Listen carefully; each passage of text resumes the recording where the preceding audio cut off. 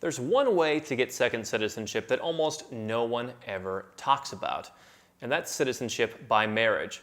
And there's one country in the world that grants instant citizenship to anyone who marries one of their citizens.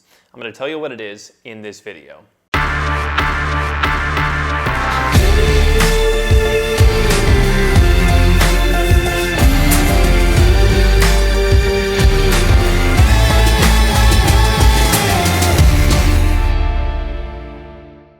I'm Andrew Henderson. Now, I know I'm the goody two-shoes of the offshore world, but let me just make it clear in case it's not already.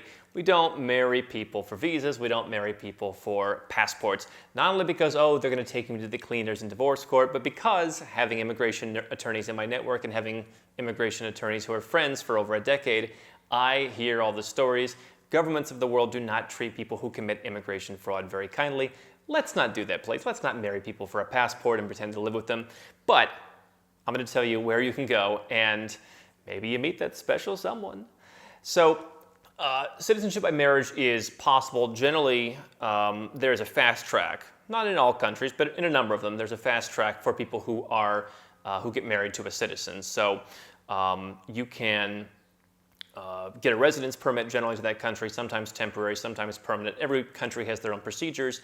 And then after a certain amount of time being married to that person, and by being married, really what they mean in almost every case is you're actually really married to them. You're having picnics on Sunday, you're going to the opera together, you're taking trips together, you sleep in the same bed.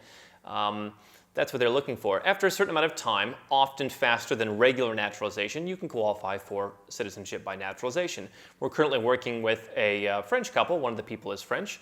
And in the case of France, you don't even need to live in France for much, if any, of the time, but you do need to wait 4 years, okay? So very rarely do you just get married and here's your passport.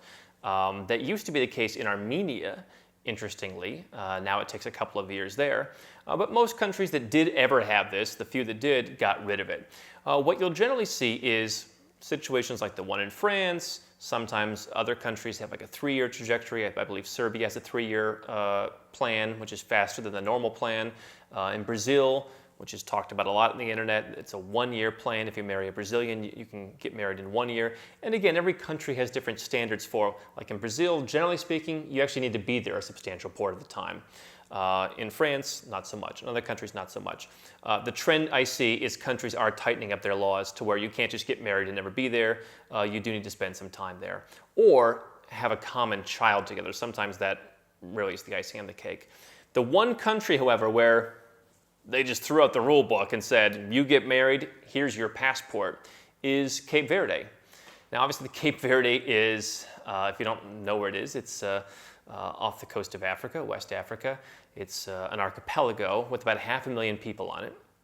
And so, as you can imagine, not very close to a lot of stuff, not a place that most people are visiting, not a huge population of 500,000 people. It certainly means there's a rather small number of marriageable people in your age bracket. But if you can find someone in Cape Verde and if you get married, then you can apply for what's called citizenship by option, and that's granted basically immediately. Obviously, they don't bring the passport and the citizenship certificate to the wedding and have the officiant give it to you.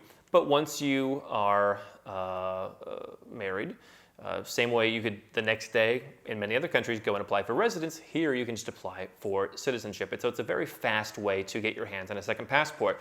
What's funny is Cape Verde used to have a sort of citizenship by investment program. The man that is talked about as having more passports than any other in the world actually had a Cape Verde CBI passport. That program on a formal level no longer exists. But if you've been looking for a place, if you've been looking to limit your dating pool, again, not saying you should go out and find somebody, but if you've been looking to limit your dating pool, if you're looking to do more of the slow travel and you're looking for a place to hang out and hang around those bars, then Cape Verde may be an option for you. Just keep it real. Hi, I'm Andrew Henderson from Nomad Capitalist. I wrote this book, which you can find on Amazon, to distill a lot of the stuff we talk about in these videos and a lot of the stuff I've learned over the last decade plus traveling all around the world, teaching you about how to legally reduce your taxes, build your personal freedom, and create wealth faster. definitely get a copy of this book if you want to learn more. Now, if you want to watch more videos, make sure you subscribe to our channel and make sure you click the notifications bell so you never miss one of our new videos with more tips on how to go where you're treated best. And if you're already a 6 or 7 figure entrepreneur and you'd like to put these strategies in place for yourself, go to nomadcapitalist.com and learn about how I can help you.